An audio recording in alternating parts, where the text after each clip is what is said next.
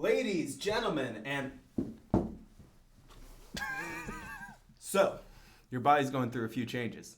Believe me, I know that feeling. Welcome back to another episode of Out of the Frying Pan Into the Fire. My name is Alex Spider-Lane Lenhart, and with me as always is my guy in the chair, Zachary Allen Clauges. I'm glad to be your guy in the chair. I thought you were going to call yourself Captain America there. And welcome back to the final rendition. I thought I was going to get to be Spider-Man this time. Nope. I made sure so you didn't get it at all throughout this whole edition. Damn it. And welcome to the final rendition of Spider-Month. It feels so weird that it's the final episode already. Thank God. I mean, nothing. So, for the people involved behind the scenes, I watched every single Spider-Man show and movie all the way through. How about you, Zach? I didn't really need to do that. You piece of fucking shit. No, I didn't actually have to do that. What I spent my time doing instead is background research. And like production stuff, cut content, stuff like that. I went through I rewatched the movies I didn't remember well. I went through each and every single movie and I analyzed it. Some of them frame by frame. Most of them I just sat and watched through.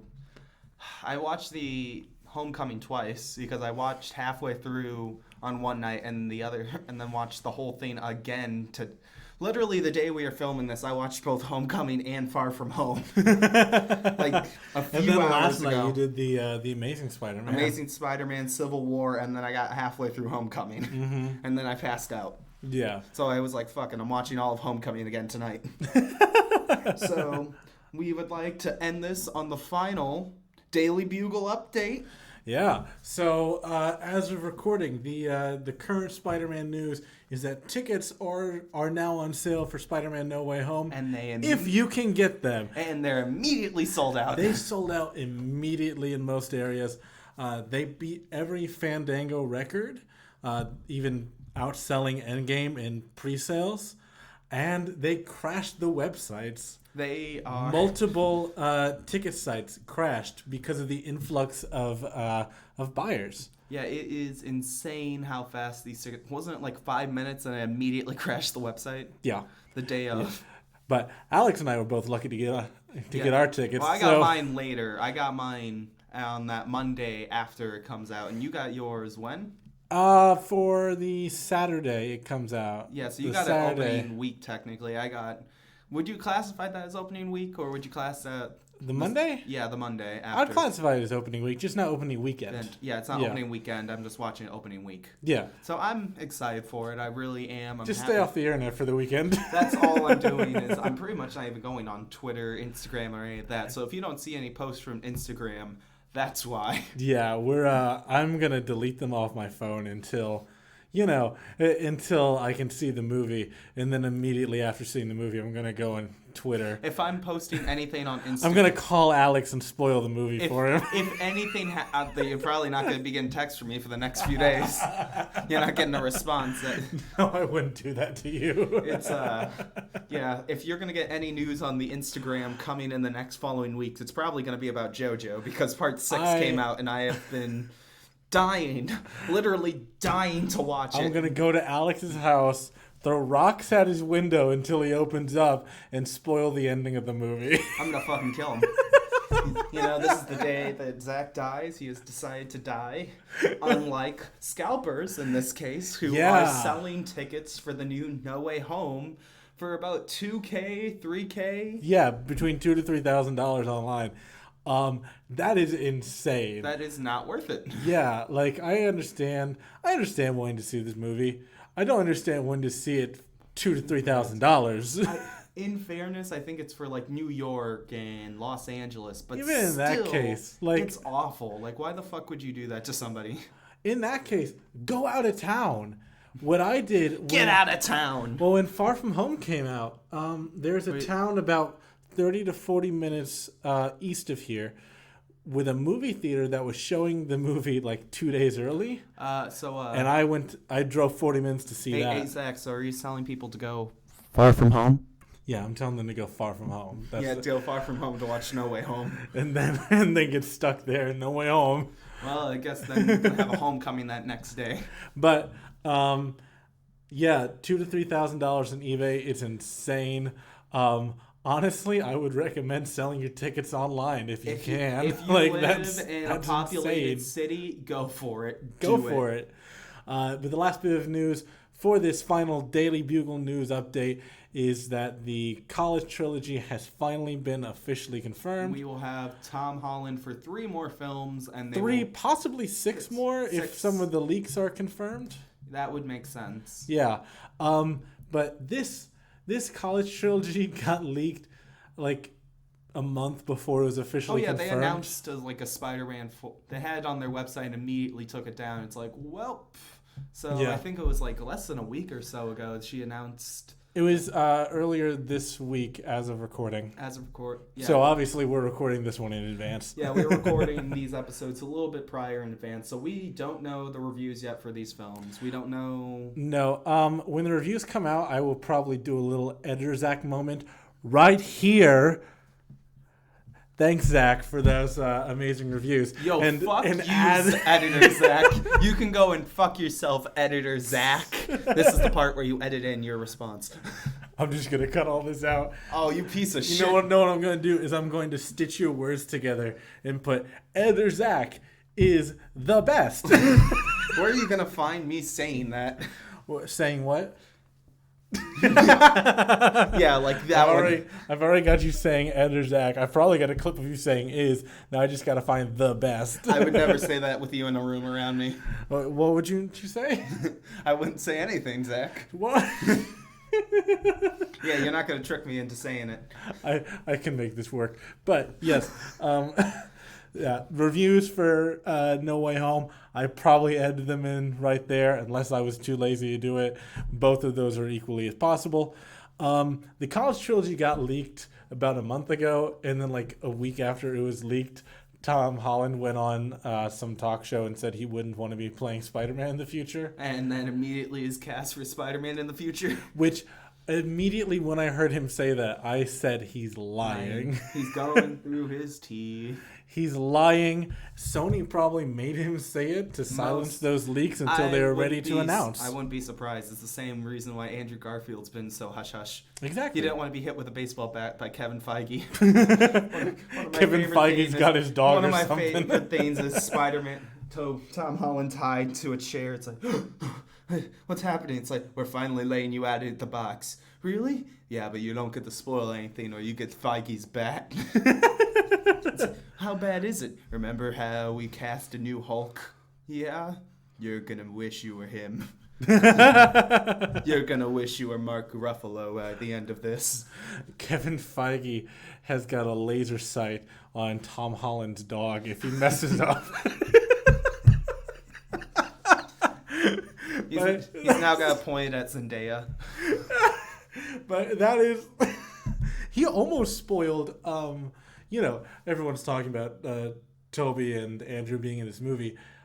He almost spoiled it in Far From Home when he was doing press for Far From Home. No, he almost spoiled it when doing press for No Way Home. You remember their trailer reaction? Mm-hmm. Oh yeah, If you line up the trailer reaction with his reaction, there's a moment where Tom Spider-Man... I know what you're talking about. Yeah. Like, are they really showing this? And they goes, oh, okay.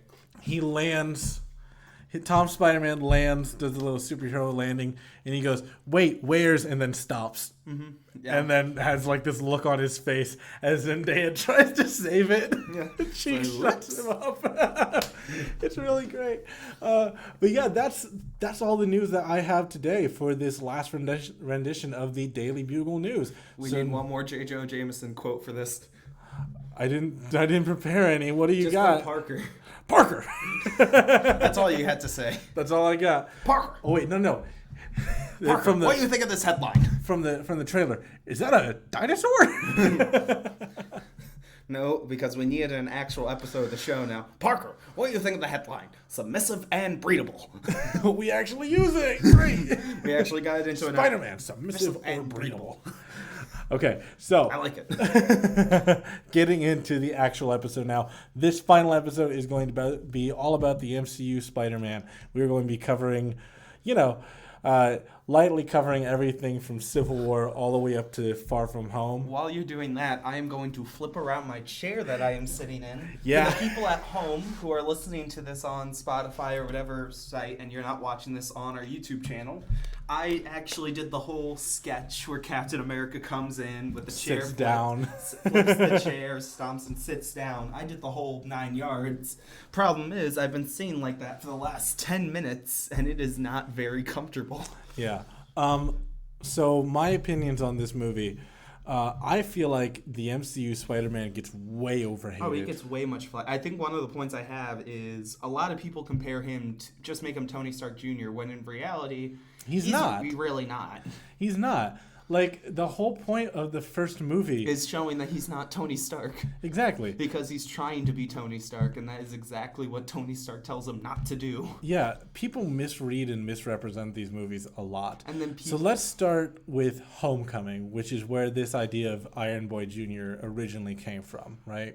Well, their point is like, oh, he didn't make his own suit. He didn't make his own... He's got, like, this AI and all these fancy gadgets. First of all, Peter Parker's always had cool fancy gadgets. Yeah. He usually gets them from Reed Richards, not from Tony Stark. Yeah, it's just... Yeah. Well, I mean, in fairness to Tony Stark's always been a mentor to Peter. Well... Not as big as impact as the MCU has made him, but Tony Stark has always had an impact on Peter's life. And it's not as big as the MCU's Peter, but it is pretty big. The way that I read it is that Peter's always had multiple father figures in his life, right? It's been Reed Richards, J. Jonah Jameson, Norman Osborn, Otto Octavius, Kirk Connors, people like that. So every version of Spider-Man has always had another father figure. A lot of daddies. Yeah, has always had another father figure that's not Uncle Ben. And a lot of people like to say that Tony Stark replaced Uncle Ben in this movie. No, that's not true. Uncle Ben still happened. Like, he brings it up in Civil War. It's like, if I can do the things I can, but don't do anything with them, then what am I supposed to do? Yeah, like, it was his fault that Ben died. And Uncle Ben plays a very important role in Peter's life where he teaches him about responsibility and being a hero. A lesson that Peter had already learned by the time Civil War happens. Yeah, but then here's the thing. Peter does already know this lesson, but he is trying to also learn how to pretty much be his own hero. Like, he thinks he's a lot better than what he's doing. It's like, I shouldn't be down here on street level. I shouldn't be a friendly neighborhood Spider-Man. I should be doing more. Yeah. I should be doing more, but that isn't the lesson he's trying to teach. He's trying to teach Peter, hey, be the friendly neighborhood Spider-Man, learn from that experience, and then make it who you are. That's the lesson that Tony teaches the Peter. Not that great power comes great responsibility. It's not learn your place, but like respect the little guy, you know? You are the little guy, Peter. You shouldn't be trying to be against being the little guy. Like, every little bit helps. Like, you don't need to be an Avengers level hero in order to make a difference. No. Like, this stuff down here matters just as much. And that's the lesson he's trying to teach. And it even moves over to Far From Home because he's learning how to be a hero without Tony in his life. Yeah. And last episode we talked about survivor's guilt, but Peter in this movie has the most clear example of survivor's guilt like that you could possibly put on screen. Because Tony risked his life to bring Peter back from the dead. Exactly. And people bring up, like, the Mysterio scene, and Mysterio says, if you had been better, maybe Tony Stark wouldn't be dead. Which, logically, no, that doesn't make sense, because Peter had nothing to do with Tony's death. But with that survivor's guilt in mind, that's what Peter feels. That's what manipulating. That's what he has internalized. That's why... Quentin Beck or Mysterio is one of the best villains in these movies. Like, if not, I think he's number one, maybe a little bit over Ock, in my opinion. Yeah, I love both of Peter's villains in these movies. Just a little bit more because he is so calculating with everything he says. You know exactly what to tell Peter to set him off, and Peter knows he's fucked up. And he's trying to fix his fuck up. He's like, I'm just going to take easy advantage of it. and he has one of my favorite fight scenes in this whole franchise. And sitting down and watching these movies, by the time I got to Far From Home, like I watched it today, I was just drained on Spider-Man. Yeah, because we've been researching this for a long time. Months. This has been going on since October for me. I've been sitting and watching Spider-Man. But the scene that always makes me happy is the scene where Peter's using a spider sense, Peter Tingle. That's originally what I was going to use for the intro, was Peter Tingle. Yeah. Ladies, gentlemen, and Peter Tingles. Oh, I forgot about that in the last episode. I was going to make a joke about Peter and Gwen breaking up and that he's single and ready to Peter Tingle. He's single and ready to Peter Tingle. I totally forgot I wanted to make that joke. That would have been That would have been great. I was too distracted by the camera constantly falling over. Which I think we've got fixed now. If anybody wants to, donate a nice little camera, a nice little tripod to us. We don't have a P.O. box, you idiot. We got to set it up. No, but they have there's a support button. I guess so. But go on with what you were saying. The scene where he pretty much is a hologram of a dark hallway, where all the androids have made a dark hallway, and he's running down it, and he's destroying every robot. It's an incredible scene, watching him move and manipulate. And then finally, when Quentin Beck is giving him the whole speech of, maybe you were right, maybe you were the better thing, and then he catches the gun mid-sentence. Yeah. And it's like, that shit ain't gonna work on me anymore. Like, you cannot say that he beat Mysterio by because pure of luck. Tony's help. Tony had nothing to do with Tony had nothing to do with it. It was his suit. Yeah. Peter built the suit. Yes, he used like a fabrication machine that Tony had. But Peter built and designed everything himself. Everything in that suit was designed specifically for him to use, for his use only. It wouldn't have worked if because here's the thing about Peter's other suit. Tony could have easily put on that spider suit and known what to do. Yeah. Where this spider suit, I feel like it's specifically designed with an AI program that Peter specifically made for himself. He knows every move. He knows every way of switching webs. He knows everything. Yeah, he customized this suit for him. Yes. He designed it. He programmed it. He built the web shooters himself. It is 100% a Peter Parker suit. The thing that people forget about Peter Parker, I think I just realized something. What? On our banner, there's no N in frying. God damn it. Sorry, I apologize. That's been there for so long. I just noticed it. That's been there for so long. There's no N in Frying Pan Podcast for our Instagram name. God fucking damn it. But back to the topic. This is what happens when you have the dyslexic one make the banner. So, Peter has always needed a support system behind him. No matter what Spider-Man you have or what Spider-Man you use, he's always had a support system behind him in one way, shape, or form. And I feel like this... And usually that support system is the Fantastic Four. It's normally just the Human Torch and Human Torch accessories. Yeah. The Human Torch and the Torchettes. The Torch. Wasn't that what he tried to call the Fantastic Four? I don't remember. It was a Human Torch and like his amazing friends or something dumb like that. Oh my god. It's the Thing. Mr. Fantastic. And the Invisible Girl. I've showed you that panel before where Ben is like having an existential crisis. He's like, fine, just call me the Thing. And then Reed is like, yeah, call me Mr. Fantastic. Like, read the room. You piece of that's always been Reed Richards, so to be honest. You egotistical shit. Read the room, dude. Remember, he's the one that founded the Illuminati. True, he did.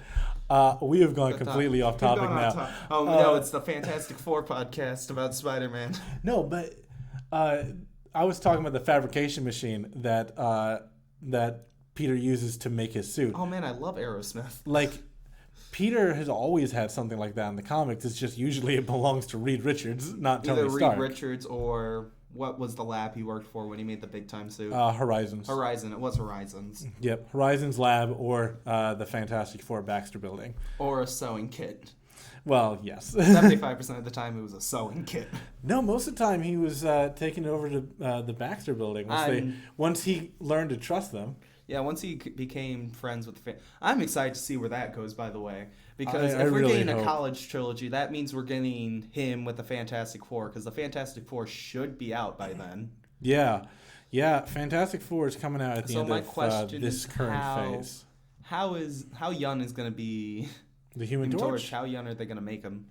I assume Peter's age. Well, normally, maybe no matter, like slightly older than depending Peter. on the timeline, most of the time, Human Torch is around Peter's age. Where they're He's usually both just like slightly older than him. like 2 years or so. Yeah, so I picture that Peter's probably going to be like a freshman or sophomore in Maybe college. 20, and so he's going to be 22. Exactly. That's perfect. I would love a scene of him buying alcohol for Peter. That'd be hilarious. But to actually get into the movies and finish off what we were talking about, there are a lot of very baseless complaints about these movies. And part of what I want to do today is clear up some of those. I feel like a bunch of people it's only MCU haters though who really do it, and the ones it's the Raimi fans. It's the ones who sit down and go, it's just Tony Stark Jr. It's only Tony Stark Jr. I sent you a meme earlier that was I think it was earlier today. I sent it to you. It's like what I saw in Far From Home, how MCU haters describe Far From Home, and it was like the Hulk, Thor, and Black Panther in the background. all beating up Mysterio while Spider-Man's just standing there.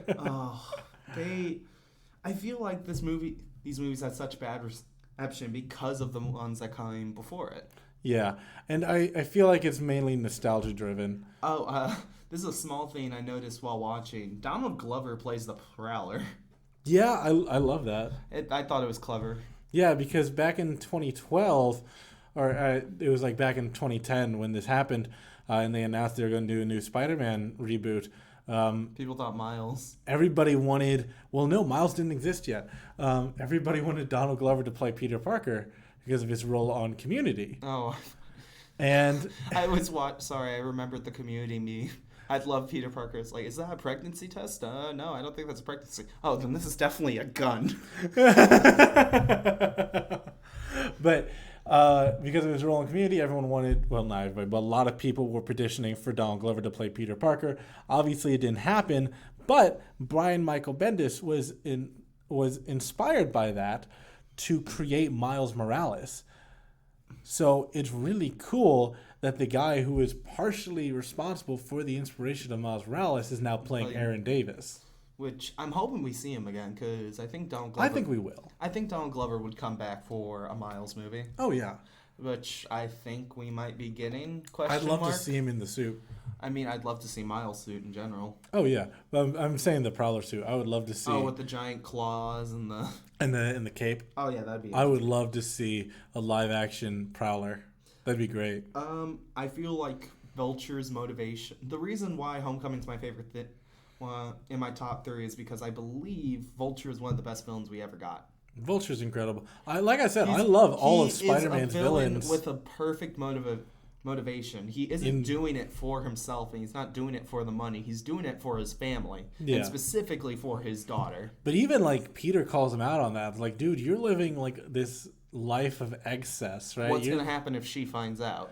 But like you're living in this really, really nice house. You're not living to survive at this point. No. Maybe that's how you started, but that's not what you're doing anymore. No, he's calling him out for being a hypocrite. And even after he tries to kill Peter multiple times, this is the thing about MCU Peter compared to the rest of them. And it's the most relatable thing that every Spider-Man movie gets wrong.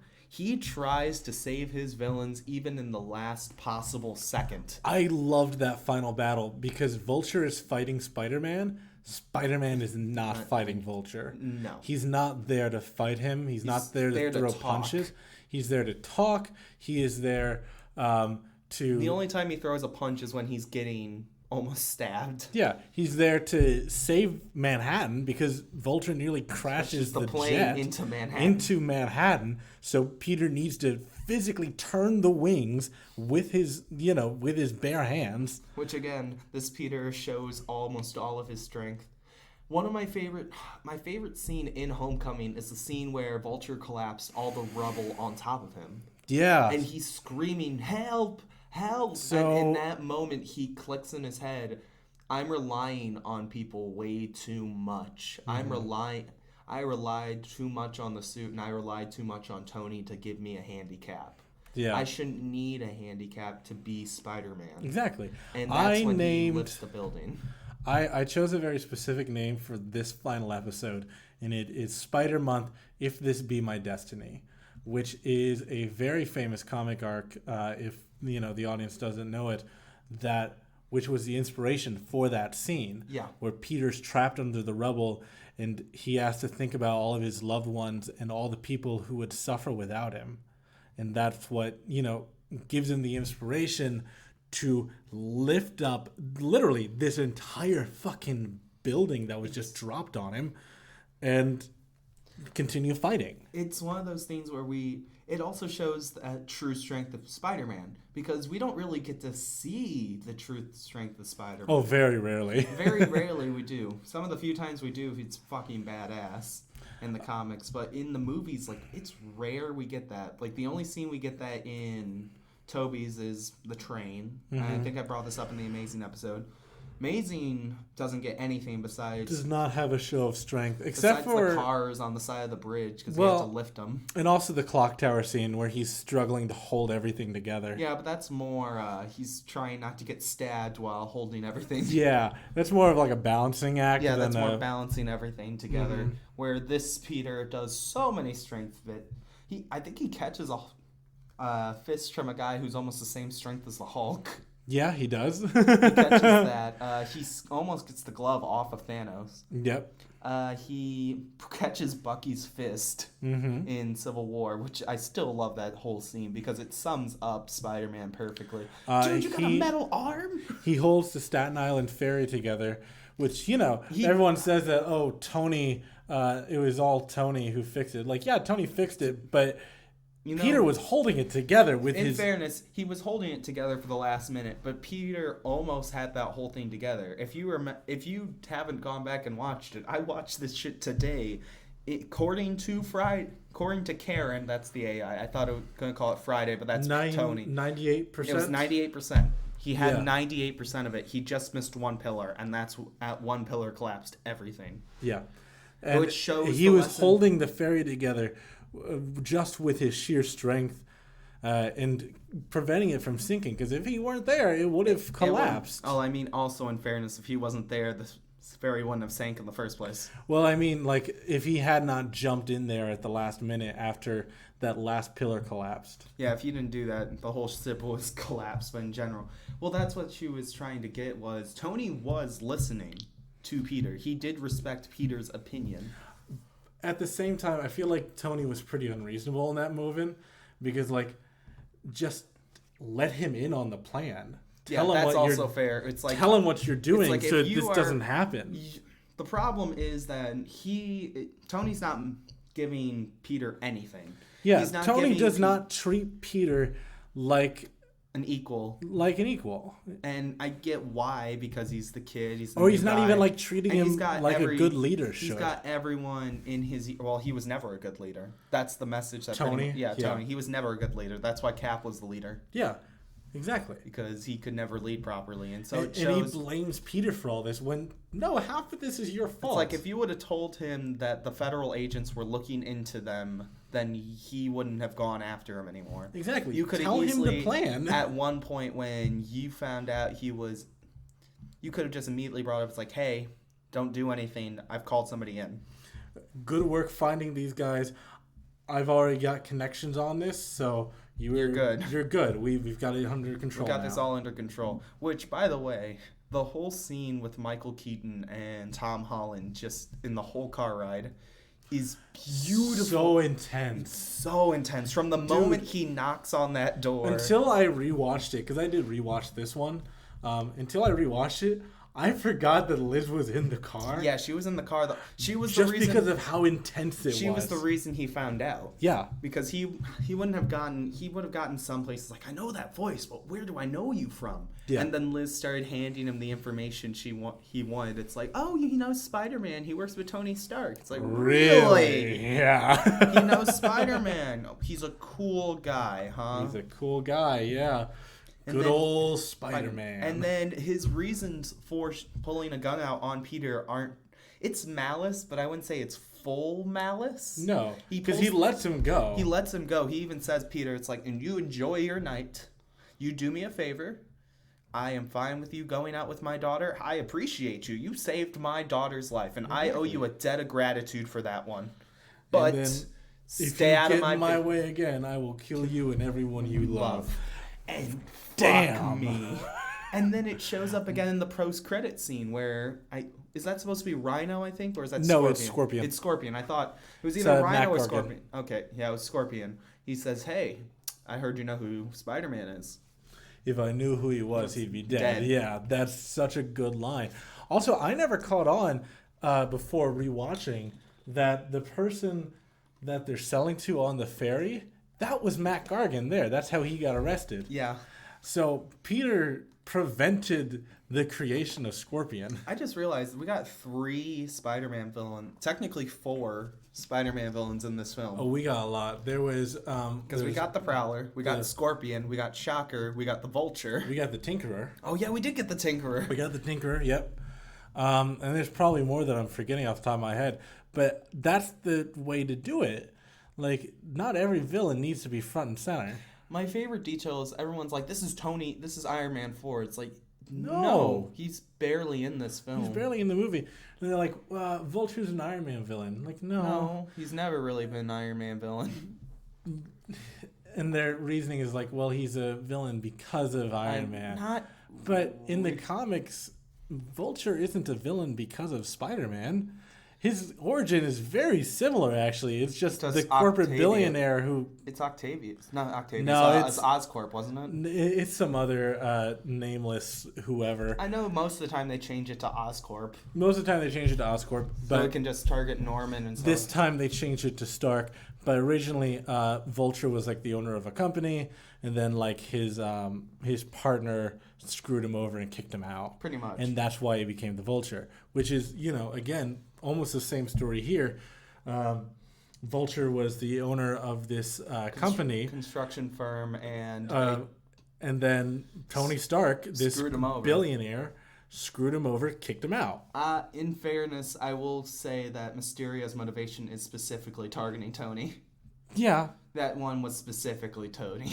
But again, it doesn't matter. It doesn't matter overall, but still, I mean, I get your point, but Vulture really wasn't because of Tony. The only reason he got involved with stuff was because Peter got involved.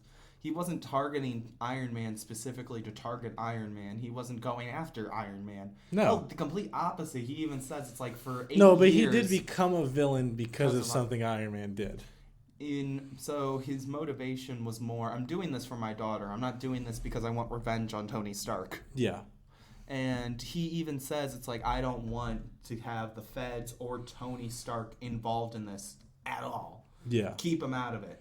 Exactly. So the idea that Vulture is a Iron Man villain just because Iron Man was involved in his origin is dumb. That's like claiming that Loki is an Iron Man villain because Loki threw Iron Man off a roof.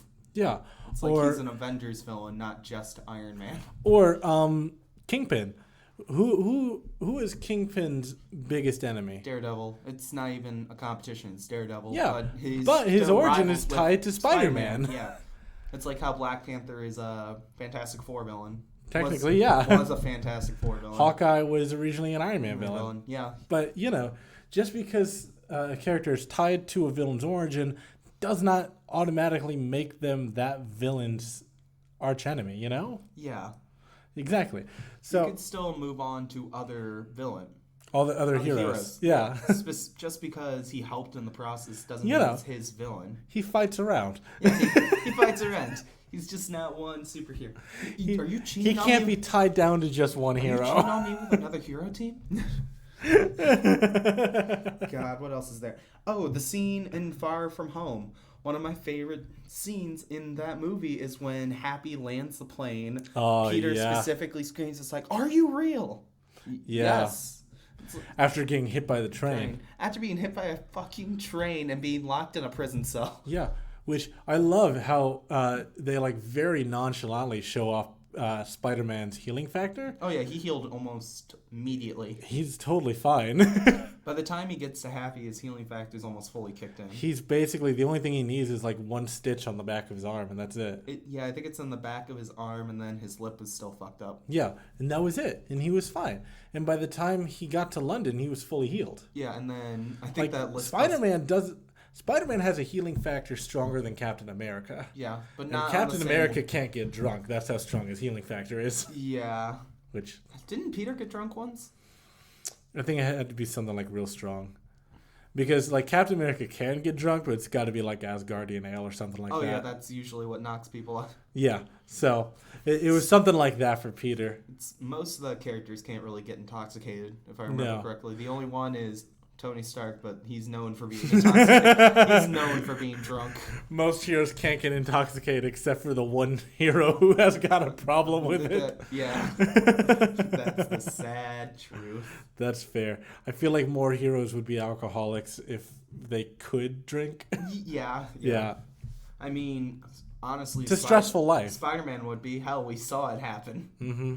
It is a very stressful life. No, I mean, just the motivation. Peter Parker would be a villain. Yeah. If Uncle Ben didn't die, or if he didn't get the motivation to become a hero, he would have been a villain. There are alternate Spider-Men who... Well, my first thought was Spider-Gwen, or Spider-Woman. Mm-hmm. Her origin has Peter becoming the Lizard because of his endless bullying. Yeah. Or there's one that's... I think he's just called the Spider. Yeah. Where Uncle Ben didn't die, and he's a hero, but a very morally gray hero. Yeah, he does stuff more for money than the... He also kills other Spider-Men to absorb their powers. Yeah, I remember that one. Yeah. So I say morally gray. He's definitely a villain, but he saves people. He's an anti-villain. And it takes 616 Peter to like talk him down from it. It's one of those things where, like Catwoman, it's an anti-hero and an anti-villain. Depending on the week, it can be one or the other. In this case, he's an anti-villain fully. Exactly. Where Catwoman's more anti-hero. I'm trying to think of a good... Harley Quinn. Harley Quinn's a good anti-villain. There you go, yeah. So my big hot take is that Far From Home is my favorite live-action Spider-Man movie. I can't say it's not good. I just like Homecoming more. I like Homecoming. But Far From Home solved all of my issues I had with Homecoming. Because there were times where I'm like, all right, this might be a little too much Stark. Like, I don't like Peter having an AI in his suit, which does not happen again in Homecoming. I like the AI in this. I like Karen. Yeah. She's funny. They use Karen. She's funny, but she's not really a Spider-Man thing, you know? No, man, she doesn't. She would have been better with another character. True, but I do like Karen as a concept. I do like him having an AI that he specifically talks to that is his own thing. Mm-hmm. Where I think he should have brought Karen back into his Far From Home suit. Yeah, no, I'm kind of glad they didn't use her again. I mean, I like having like an intelligent user interface in his suit, because that's something he has very often, but not something that actively talks to him. Not something he can have a full conversation with. I just feel like it helps with the scenes and helps with I mean, I feel more closer to Peter in Homecoming than I do in Far From Home, where he is going through heartbreak and he is going through travesty, but this Peter already knows what his path lies and where he's going, where in Homecoming he is learning his path. He is learning how to develop as a hero. I feel like Homecoming walked so Far From Home can run, and I think that's the point you're trying to get across too. Yeah, but I don't think Far From Home would have worked without Homecoming. No, but a lot of people rank Far From Home as their least favorite Spider-Man movie. I don't get that, and that's dumb as hell. I really don't get that, because Jake Gyllenhaal is an incredible villain. He is. He is absolutely incredible. I saw someone complain that Peter's fighting holograms, and I'm like, do you know who Mysterio is? That is literally Mysterio. That is Mysterio's whole gimmick, is that he's not fighting something real, and you guys are going, well, he's not fighting anything real. It's like, motherfucker, that's the point. Dumbass, this is the whole point of Mysterio is for Peter to trust his spider sense. Because half his traps are deadly, half of them are just illusions. I like the movie a whole lot, but I don't know if I want to go. I had an easier time seeing through Homecoming than Far From Home. I don't know if that was just lack of sleep or if that was... Well, also keep in mind, Far From Home was the last movie you watched after 2 months of Spider-Man research. Like, there's got to be some burnout there. That's where I'm going with it. It's like maybe if in a few months when I'm actually sitting down and watching Spider-Man again, where I can actually do it, I won't have burnout to sit through the film, and I'll actually enjoy it really. I do enjoy this film, but it has very slow pacing is my biggest issue. The pacing in this film does not know where... See, that doesn't bother me because the moments that are sometimes considered slow are all Peter moments. And I appreciate that for a Spider-Man movie, where it's just as much about Peter as it is about Spider-Man. One of those things where I'm trying to talk negative about the film, but I can't think of a lot of negatives. Where there's a lot of positives I also want to bring up. For example, Nick Fury in this film. Sorry, Nick Fury in quotation marks. The Skrulls saying up for Secret Wars. And I'm so excited that we're getting Skrulls in the MCU and setting up that plot for Secret Wars. I don't know how they're going to do it proper. Probably a rogue. Who do you think? So, at least one of the Avengers has to be a Skrull. Who is it? Carol. They might go with Carol again. I don't think it's going to be her. I think she's going to be the one that reveals to everyone that the Skrulls have invaded. That would make sense. As much as I hate to say it, I think one of them might be Scott. That might work. Or Hope. It could be Hope as well. Janet. Yeah. It could be Janet. Man, that'd be fucked up. They finally rescue her after all these years. It's not even her. Yeah, that would fucking hurt. That would be messed up. Oh, man. I think it's going to be someone like that. Someone who may not necessarily have powers. No, I got it. It's Mephisto. It's Mephisto. It's always Mephisto, everybody. I think perhaps one of the Eternals might be a Skrull. You said it was the assistant to what's his name was a Skrull. Oh yeah. And I was remember like, that now. Yeah. And you were like, well, he didn't freak out about hearing all this Eternal stuff or seeing the creatures. Like, no, he freaked out. He just had already known all this stuff because he had been listening to it for fucking 20 years or so. I still think that he could be a Skrull. I think he'd be a good candidate to be a Skrull. I mean, would they go? Because you say Scott, and I'm like, you picking comedic characters. I think one of Clint's kids might be a Skrull. That would be interesting. That'd be messed up. Like, something to really mess with. No, I know exactly who the Skrull is. Who? It's the dog. It's Lucky. I'm trying to not say Kate Bishop because I really don't I don't think it's Kate Bishop. I don't think it's Kate. It would be way too weird to give it to Kate. Monica? Monica? Okay. It could be Monica. Could be Wong.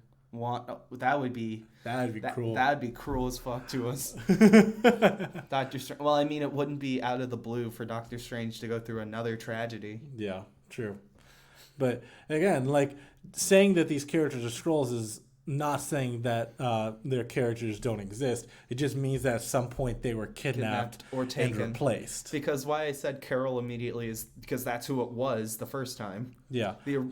Also, Hawkeye in the original was a Skrull. Yeah, it was Hawkeye and Carol Danvers were the two big Skrulls during the first event. But I think they're going to go with different characters so it isn't as obvious. Yelena. Which is also why I haven't brought up Hawkeye. Yelena, yeah. She could be a Skrull. Thunderbolt Ross. That would be interesting. And then it turns out he's Red Hulk. No, that would actually be super... That'd be kind of cool. Where we don't know where Ross is and he shows up and that's the Skrull. And then Ross actually shows up as Red Hulk. That'd be cool.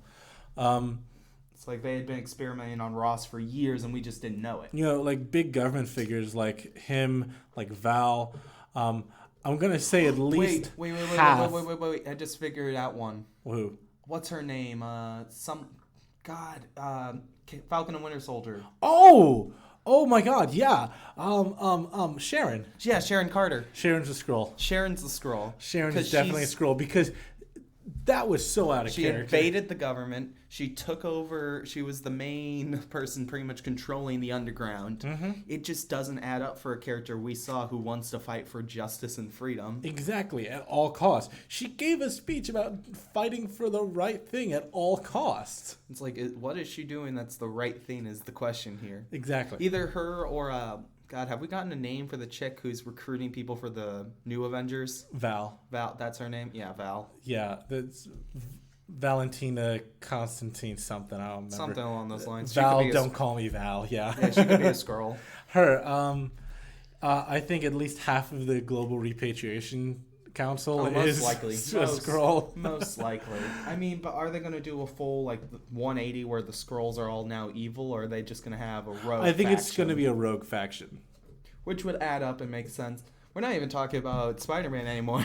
No, but it ties into Spider-Man because the Skrulls did play a pretty major role in the post-credit scene. Look, guys, I'm just a teenager. Motherfucker, you've been to space. You've been to space. I love imagining, knowing that was Talos who said that. It was that, and then the other scene was, they're just overwhelming me. They've combined into one giant form. Looks over at Maria Hill, Skrull. Motherfucker. That's some bullshit right there. And then shoots a rocket at the fucking missile that's fired at him. I love it. It's so funny. It's in character for Nick Fury too, because I keep wanting to say Nick Cage, but it's like Nick Cage. No, Nick Fury. No, that's Superman. No, that's Superman. Is that what you said? Yeah. Oh yeah, because he almost played Superman. He that almost one played time. Superman. Yeah, I forgot about that. Oh my god. What else do I have on here?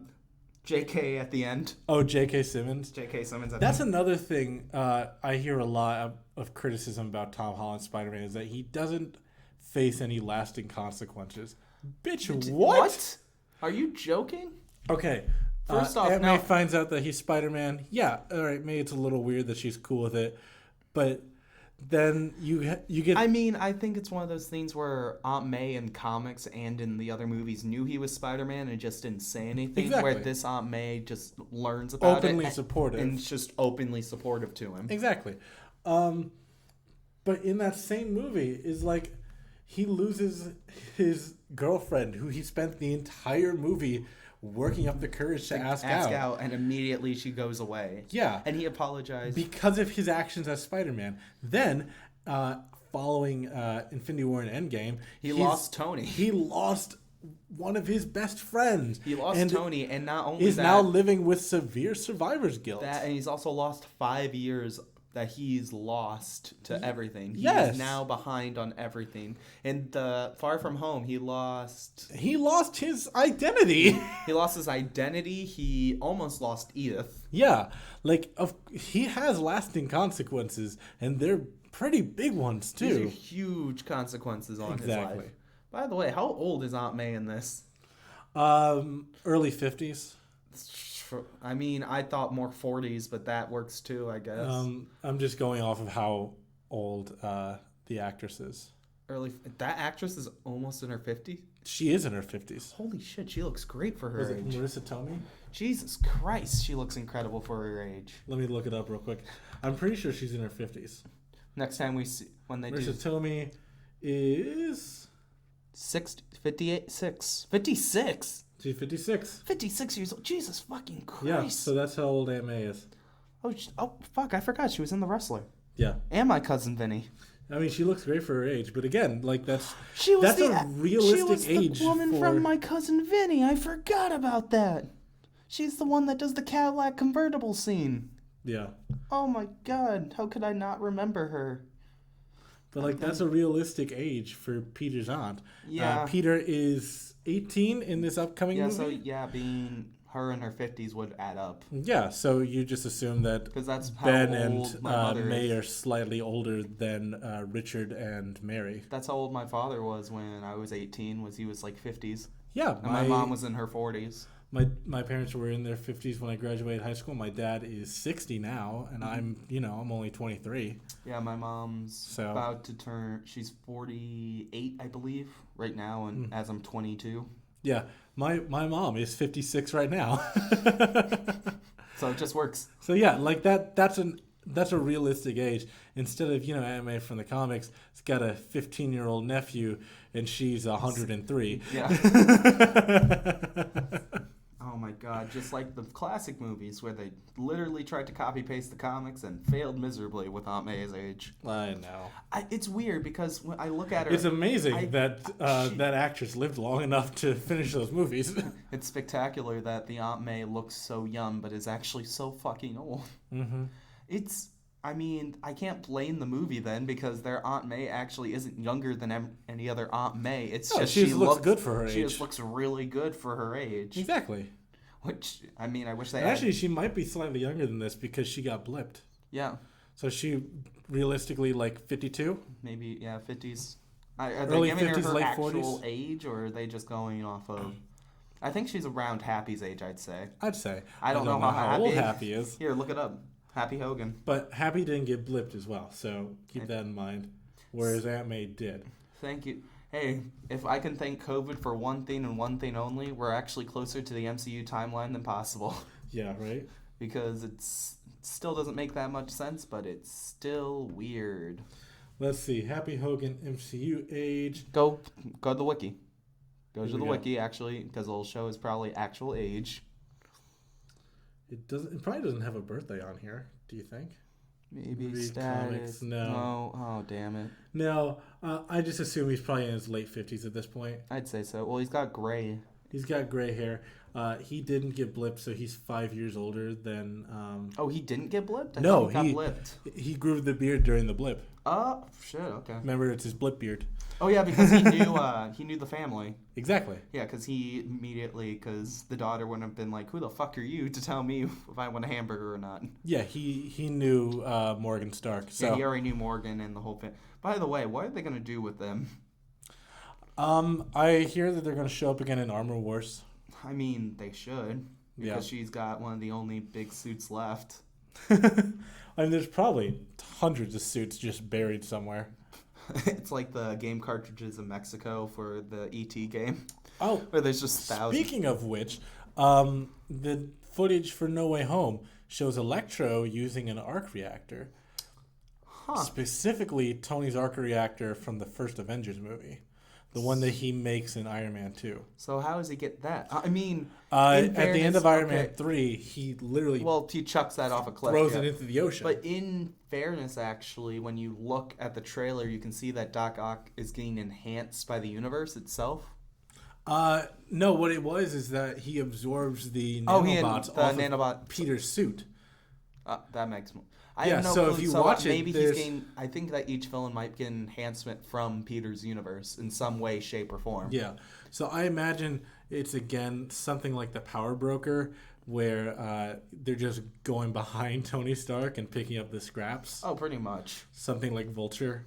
Vulture did it. I'm surprised they haven't announced who... that's the one thing that's been up in the air for the longest time. Who's 6 in the Sinister Six?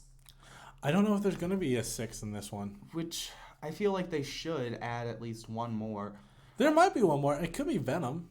That would be cool. Well, I'm feeling if Venom shows up in this movie, it's just going to be post-credit scene. I feel so, I think they're going to save him until the next movie. I feel like the post-credit scene is going to be him encountering Spider-Man, him slamming against the wall and saying, Peter. Oh, but how cool would it be if the post-credit scene is him encountering Venom and then latching onto a piece of the symbiote? That's what I want it to be. Or it's Peter at the Daily Bugle. That'd be cool. It's Peter at the Daily Bugle, and Eddie's trying to make a name for himself, and he shows up. It's like, hi, I'm Eddie Brock. I want to be your new reporter. Yeah. And that's the post-credit scene. Yeah, that'd be cool. I'd love something like that. I don't have a lot of complaints about this movie. I don't have many complaints about these movies either. I see why people are like, it's Tony Stark's film, but it's... Which is so dumb. It's not really, but okay. It's really not. I've debunked so many of these arguments over the years. It's just it gets annoying. It really does. Like, I'm sick of people going on about the MCU Spider-Man's crappy because he's young and he's inexperienced, and it's like, no. I saw someone be like, why can't he just graduate already? I was like, you can't age him faster than the rest of the universe. He's 15, guys. Technically now 16. He's 18 17. in this movie. Is he 18? I thought he was like 17. So he was he was 15. He was 14 in Civil War. He turned 15 in Homecoming. 16, he was 16. 2 years later was Infinity War, so he's 17. It was 2? I thought it was only a year after. Nope, because Homecoming takes place in 2016. Infinity War takes place in 2018. So it took him 2 years to get a whole wedding, 3 years to figure out how to get a wedding together? No, that's my whole thing, because they weren't married in... Infinity War. I know a lot of people who take their time. I know they take their time, but Tony Stark of all people waited 2 years to marry Pepper for sure. Yeah, he doesn't seem like the kind of guy to have patience. Neither does Pepper. I take it more of like Pepper wanting everything to be, perfect. To not necessarily be perfect. Well, but half the guests kind of disappeared after a while. Yeah, right. I don't know how many people I don't know if they actually had like a big ceremony wedding, if anything. I doubt it. At most, I think Happy was probably there. Just Happy? Yeah, it was just Happy. I think it was more that got married because they found out she was pregnant. Yeah. And they might have... Yeah. Yeah, I think that's probably it. But... No, 2 years in between those two movies, so he's 17 in so Infinity he would be War. 18. He died. Yeah. Comes back in Endgame 5 years later. He's still 17. Sorry. It's, Infinity War happened. He died. And then he died. And then came back 5 years later. Don't worry, he got better, though. Don't worry. That's how you explain most superhero comics, anyway. He died, but he got better. Yes, that's my favorite Monty Python joke. It's like she turned me into a frog, and he's just a regular guy. He's like, I got better. No, mine is still. Your mother was a hamster, and your father smelt of elderberries. Infinity War, Endgame. He comes back 5 years later. He's still 17. So I'm guessing it's been about... Far From Home takes place the summer after in Endgame. What is Peter's birthday? Is it It's mid-August. Yeah, because he's a Leo. Yeah, his birthday's sometime in August. The only reason I knew he was a Leo was because of the scene in Amazing Spider-Man 2 where he... it's an illusion in Max's head where he grabs a guy and says, "That doesn't make any sense. He's a Leo. You're a Sagittarius." Yeah. I was like, that's the only reason I remembered he's a Leo. So he's either born in August or September. I can look that up really quick. Peter Parker's birthday. I know it's in August. It's got to be either August or late September. Yeah. Or early September, not late. No, it would have been July or early August. August 10th. So yeah, that would have been a Leo. August 10th, 2001. Because Virgo is 20 through 10. Yeah. But he, Far From Home takes place the summer right before his 18th birthday, and now this is taking place between then and Halloween. So he is now 18. That would be... So he's now a legal adult. Yes, he is, which means he can be tried as a legal adult in a court of law. Well, he could have been before, but now he's fully... Mm-hmm. There's no holding back now. There's no holding back. I've heard a lot of people saying, "Oh, let him grow up, let him graduate." Like, yeah, we're getting there. It's happening, guys. It's only been 2 movies. He ages a year per movie, pretty much. He ages in time with the rest of the universe. It's like you want him to age twice as fast as everyone else around him. You want him to people's biggest complaints he's a 28-year-old playing an 18-year-old. First of all, he's 25. I've heard 28. I was like, he's not 28. He's not 28. He's 25. It's 25. He's 25, first off. Secondly, he still looks young enough to play an 18-year-old Peter. You had no problem with Tobey Maguire playing a fucking 19-year-old man. Again, clearly a man almost 30 years old chasing a school bus. You had no problem with that, but you have a problem with Peter being almost, the actor being only a few years older than his actual age? Yeah, he's, like I said, he's 25. He's not super old. The only thing that creeps me out is I just learned that the actress who plays Betty Brant is 20 years old, which means that she was a minor when they had the relationship with Ned, which is a little creepy. It's not as creepy as a... So remember, you watched the Quentin Reviews episode, didn't you, where they talked about Victorious and the actor difference, where Victoria Justice was 15 and her actual relationship with her real life boyfriend was 22. Yeah. I need to email him back. Yeah, you idiot. If Quentin Reviews, if all people are still listening to our podcast or has looked up our podcast, fuck you, Zach. I've been trying to get to you about this and you haven't responded. I've been trying to get to you about this. I told you pick any 2 weeks prior. I said first 2 weeks of January. I'm going to email him as soon as we leave. Okay, then we're doing the first 2 weeks of January. I'm going to email him as soon as we leave here today, I swear. I've been busy. You've been busy. I've been working 8 a.m. to 11 p.m. I have been working 2 jobs, Zach. Yeah. No, my schedule got crazy throughout November. And mine is going to be crazy throughout November and December. November's over, Alex. I know. It's still crazy. Yeah, no, I swear I will email him as soon as we're done here. So we should hopefully have an episode with Quentin Reviews. Please go follow Quentin Reviews. Sometime early January. Not, knock on wood that this goes through. He seems interested. I would be very happy to have him on. I would be very happy to have him on. But, nothing's set in stone yet, again, because I have so far failed to email him back. Yes, you have. With a confirmed time and date. Hell, I was the one that started this whole conversation on Twitter. I've emailed him back and forth a few times. I told him, listen, I need to we need some time. Talk with you and get a date figured out. And then all this stuff started happening in the theater that I needed to be at. This is why, if you guys don't know, we usually try to record 2 episodes per podcast session because it just works out better. Because overall, me and Zach have drastically different schedules. I am a costume design student, and I have been in the theater working on costumes every single day from... I have my regular classes 8 a.m. to 6 p.m. and then I'm in the theater from like 6:30 to 11 at night. I am on campus all day long. And then I work 8 to 4 most jobs, but then I work my job most of the time from 9 to 5 or 8 to 4, and then immediately I have to go and work my other job at another place. Yeah. So we've just been busy, but January I've got some free time. We will find something out, and I think... Let's end on something a little bit more Spidey related. What do you want out of the college trilogy?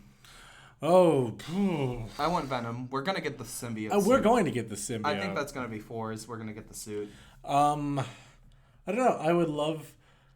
Honestly, I'm not even thinking about the college trilogy right now. I'm thinking about freshman year. Freshman year is where I would love to see. I'd love to see Chameleon.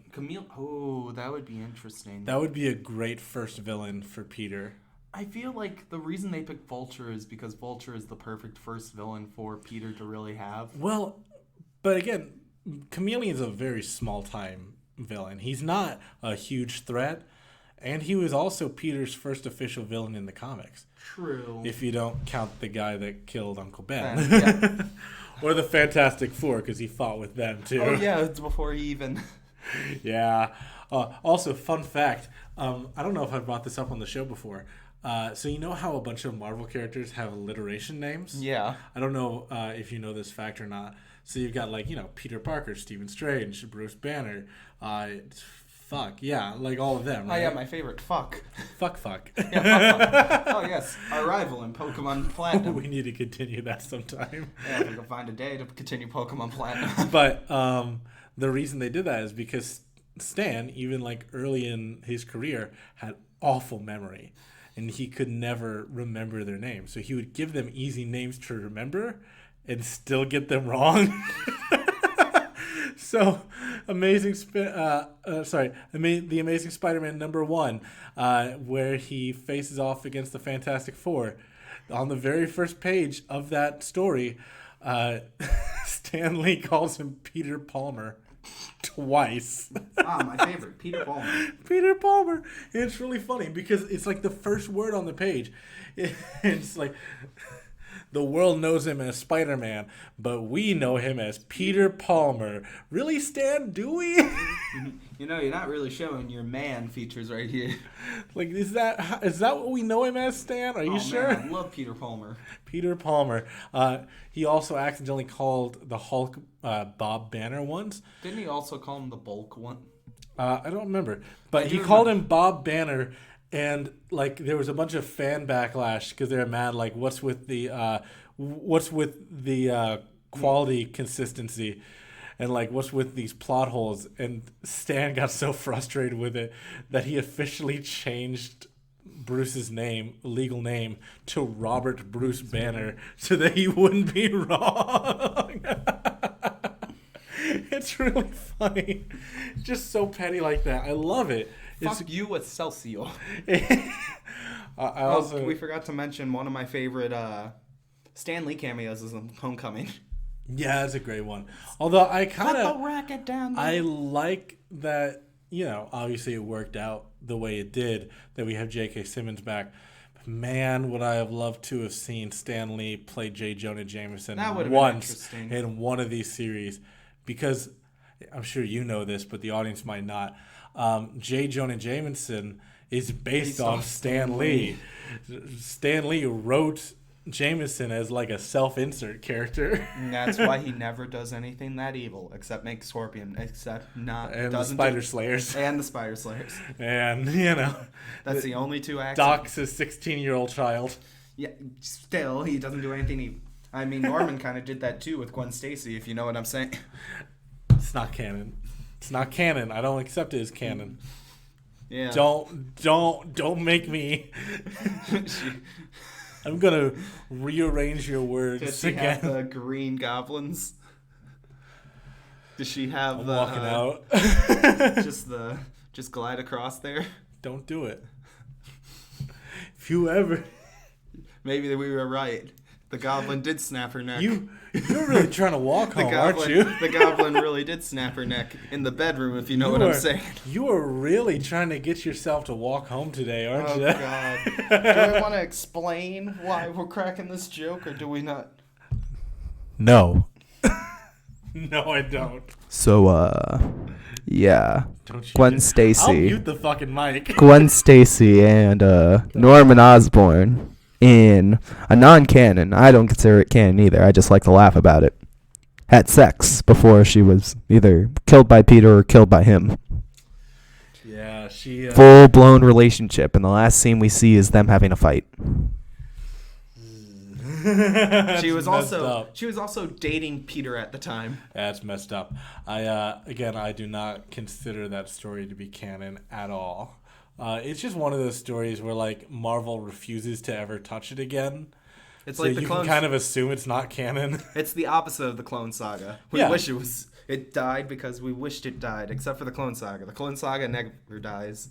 Yeah. Why? Because they like Ben Reilly and they realize he makes way too much money. Yeah, they like Ben Reilly and they like Kane, and they just keep bringing him back.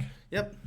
I would like to see the Jackal would be an interesting villain in a that would be really cool. Future like college trilogy movie. The Jackal would be because the Jackal was one of Peter's college professors. Would we get Ben? Who would play Ben Reilly? I don't know if we get a Ben Reilly. I would love to get a Ben Reilly. Instead, that could be an interesting way to introduce Miles. Instead of like clones, he could be trying to replicate Peter's powers. I mean, that would be... I feel like the Prowler would be involved in that movie, too. So we'd probably get Donald Glover. And I feel like if they're going to do a movie with Miles, they're going to have Donald Glover play the Prowler again, which I hope they do. Like I said, I would love to see Donald Glover return and actually get the Prowler suit. I think that'd be cool. That'd be great, because he is an incredible actor. Mm-hmm. But have they cast Miles yet? Because they were in the process of casting Miles last time I checked. Not to my knowledge. So I don't know if that fell through or not. It might. Nah, I think we might know what the post-credit scene is, boys. I wouldn't be surprised at this point if the post-credit scene featured Miles Morales. I wouldn't be surprised either. Because we didn't know that Tom Holland was casted until the movie actually... until they dropped... Well, no, because they dropped the... Civil War trailer. The trailer with him in it. But then they didn't say who was casted as him until... Well, you could hear his fucking voice. You could hear his voice, but they didn't say who it was until, like, I think a week after. Yeah. Where they finally put on the poster. It Tom would Holland. be cool if we got like more Spider-Man, including the other actors who are feel almost. like we get a universe crossover before that again. Yeah, like if we got like. We're already getting the 3-movie. Oh, here's an idea. If they do eventually introduce Ben Reilly, which I don't think they will. I would like a Ben Reilly story. If they did, if they got one of the other actors who they almost cast as Peter Parker. I feel that would have been interesting. I mean, my first thought that came to mind is who would play a perfect Ben Reilly. It was Tom Hardy. I was like, oh, that's kind of already taken. He's got to look similar to Tom Holland, though. True, but at the same time. Which is why I'm thinking like one of the other actors who almost got the role. Who even looks similar? He could cast his own brother. Yeah, I really got looking at what was it, Harry Holland? Yeah. He looks like Harry Osborn. That would. He looks like Harry Osborn. Like, hold on. Oh, we didn't even talk about this. Flash Thompson in these movies. I think it's Harry Osborn. Let's see. I think that Flash Thompson is actually Harry Osborn in the MCU. I don't think so. Wait, why did I search Harry Osborn? Because he's got a neglective father, a father who's not around. Flash's family was neglectful always. Yeah. Look at him. Yeah, he looks exactly like. He looks like Harry Osborn. He's even got the red curly hair. Hey, all I want is a version of the Scarlet Spider suit in the MCU. That's all I ask for. Do you want Scarlet Spider or Sensational Spider-Man? Scarlet. I guess we already have Sensational. You already know my favorite Spider-Man costume is the Scarlet Spider suit. Why'd you even try? My favorite is the Sensational Spider-Man, both of which are Ben Reilly suits. Hey, Ben Reilly suits. Hey, there we go. I love the fucking hoodie. I love the giant spider logo. I do like that suit too. They kind of did it on the Iron Spider, but in my opinion, they didn't do it well. It failed. Except they ruined it. They didn't do it right. Soiled it. They soiled it. Soiled it. But with that, I think it is time for us to finally wrap up the amazing, superior, spectacular... Oh, one more thing I wanted to say before we wrapped up. I retract my previous statement. Suits in these movies. They're just... my favorite's still Far From Home. Far From Home is easily the best. So long time ago on the podcast, we discussed the leaked suits for No Way Home, which have now been officially released. I like it. I still like... They took off the gold from the all-black suit, which I thought they would. No, it's still there. Is it still there? I didn't see it. It's still there, yeah. They took off the red. That's what it was. They took off the red, just making it black and gold, which works really well now. I am convinced that it's just the Far From Home suit inside out. It could be. That's... I think he does it either because the suit gets damaged at some point, or he might do it when facing Electro so that... the electricity gets absorbed by the copper wiring rather than going through Peter. Well, I think he'd put something in there for blast protection. It's like one of those instinctual things. It's like his suit will shut down when electrically charged, so maybe he'd put something in there already knowing it's like, well, might want to prepare for this. It's like when guys who go around Tesla coils, like you can wear chainmail suits. And, like, you can touch the electricity, and it'll just go through the suit and straight to the ground. One of those things I'd like to see is Andrew's the one that gives Peter, the web shooters, gives Peter the idea for magnetism. Or that'd be cool. Or it's that, or that Andrew Garfield tries to tell him, and Tom's immediately goes, oh, I could use magnets. He's like... Of course, everyone figures it out before me.